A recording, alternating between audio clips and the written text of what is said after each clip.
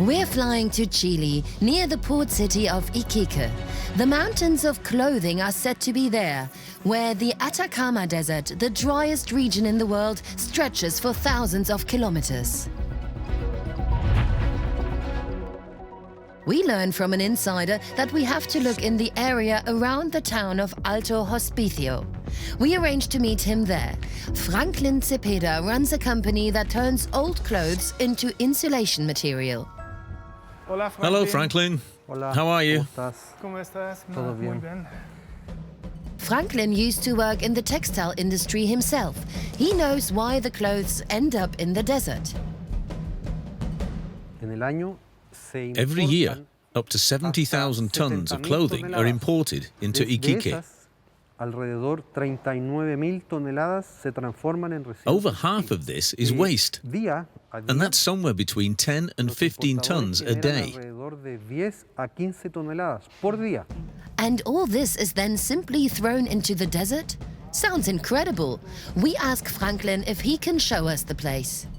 2 semanas atrás asaltaron a una prensa italiana con A pistolas. fortnight ago, Entonces, they attacked Italian ustedes fueron en la journalists mañana, with hay que guns in the cruzar desert. un suburbio de inmigrantes, mayormente. You have to Y cross a ellos slum son to mucha get there. gente que It's very están dangerous. buscando a quién robar. People Entonces, have been por eso es found muy dead there peligroso. too. Ahí encontraron muerta a una persona también y por eso que es muy peligroso. He doesn't want to take us there, but Franklin gives us a contact at the city hall in Alto Hospicio, whom we should get in touch with. The police agree to accompany us into the desert. Vamos a verificar el tema en terreno. Before we antes enter de the ingresar, area, we have ¿ya? to look Vamos for a an buscar escape route el so that we can camino get de away ingreso y quickly el de if salida, we're in en any caso de alguna danger. emergencia, poder You evacuar stay with the el lugar camera de where we inmediato. get out of the car El tema de las until we've cámaras, secured the una vez que area. estacionemos en el Don't lugar, start podemos filming sacar before cámara then. y hacer la entrevista. If they Antes see a no, camera, mejor puede they que might get violent. reaccionen de una forma violenta. After the safety briefing, we set off right away. A few old clothes like that in the desert. I wouldn't have thought it was so dangerous, but apparently it is. First, we'll have to find out a bit about the background. The police put us in between their two vehicles. We drive along dusty, sandy roads to the edge of the village where the slums begin. He's stepping on the gas a bit now. Looks to me like he doesn't want to drive through here too slowly. The area is becoming more and more deserted, but there is still no sign of the mountains of clothes. I'd say he's checking out the situation to see if there's anyone waiting for us.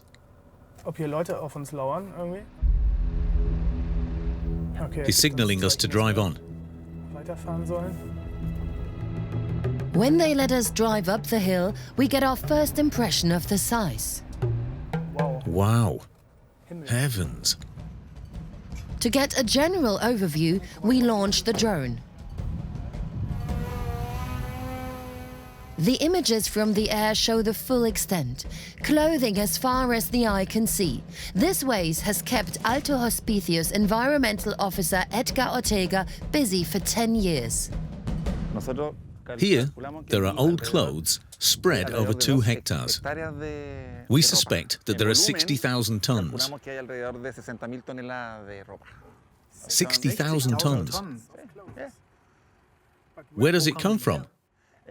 Europe and USA. The textile waste in the desert comes from Europe as well? How does it end up here at the other end of the world? In Germany alone, every citizen puts an average of 16 items of clothing per year into the used clothing collection. That adds up to a huge mountain of clothes, 1.1 million tons every year. A quarter of this ends up as waste here, because it's completely unusable. Only a small proportion between 5 and 10% of the collected textiles ends up in recycling centers and second-hand shops. The major proportion, which is worthless for us, is sold abroad by middlemen. In Chile, these old clothes are declared as new goods and imported duty-free. Y en Chile los importadores tienen un modelo de negocio. The importer's business model works like this. Anything that's still in reasonably good condition, they sell on. Anything they can't get rid of ends up here in the desert. But how is it that clothes that were thrown away in Germany can be imported here as new goods? Hay un vacío legal en Chile que no There's a regula legal la loophole ropa in que the entra law o on que importing clothes. la ropa cuando ingresa You desde can Europa, bring desde old Estados clothes Unidos, into the desde Asia, country no as ingresa new como basura, clothes.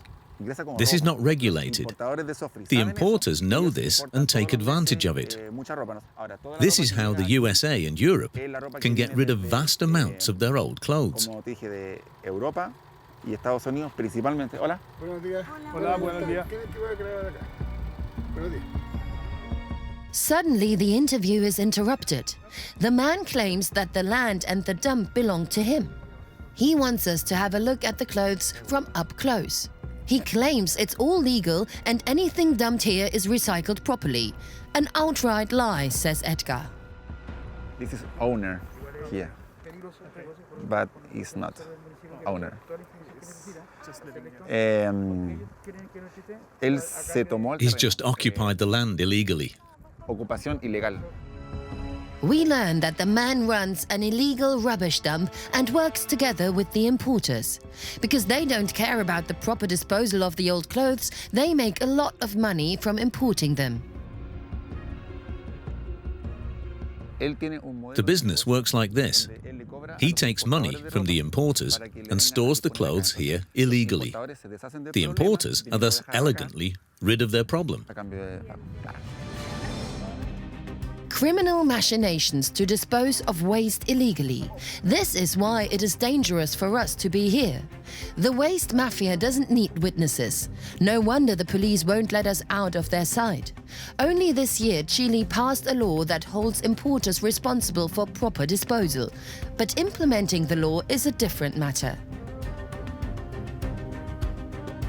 Photos taken a few months ago show how recycling works here at the moment. If the piles of clothes get too big, they are simply set on fire. The result is a gigantic fire that burns for several weeks and is almost impossible to put out.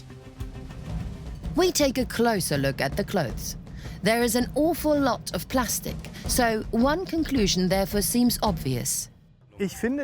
I think it looks like something from an old clothes collection because there's so much plastic.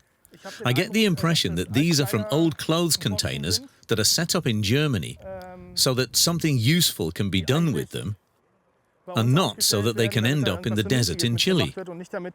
That's just a guess, but why else would there be all these plastic bags? We want to know more about the background and go to see the insider Franklin Zepeda again. Does he know more about where exactly the old clothes come from? We found notes and documents in jacket and trouser pockets, written in Italian, French and German. That's why we know where the things come from. En Salvation Army, por ejemplo, cuando tú donas una ropa, tú la echas a una bolsa. And the plastic bags come from the old clothes collection. When you throw them into a Salvation Army container, for example, you put them in a plastic bag. In the factory, this bag is torn open, the clothes are sorted, and the plastic remains with the waste. Franklin's company processes some of the waste clothing into insulation material for house construction. An important step towards waste reduction here locally, but only a small contribution in view of the amount of clothing that's imported. What could be a sustainable solution? The blame lies with the consumers. If they didn't keep buying and buying, then the factories wouldn't have to produce so much. Consumerism is to blame. Until the big rethink happens, small local solutions could help. Like in Hamburg, for example, the startup Recycle Hero collects old clothes and other things from private households. Ah, Recycle Hero, moin. Super, cool. Since last summer, anyone in Hamburg can book an appointment free of charge and have the clothes they no longer need picked up at home. The idea came from founder Alessandro. We realized that a lot of clothes that are no longer used, or that people no longer want to wear, sometimes just end up in the bin, or that people don't have a way of passing them on sensibly to be recycled.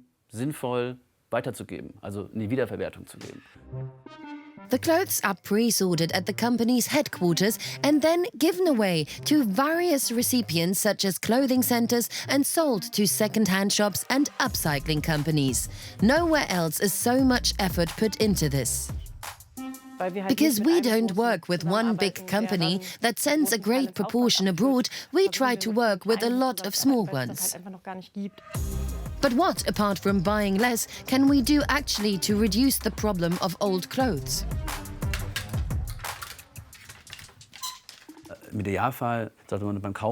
Ideally, you should make sure that you buy monofibers, i.e. cotton or synthetics. Ideally, you should preferably buy cotton fibers. They're better for the skin and they're usually easier to recycle.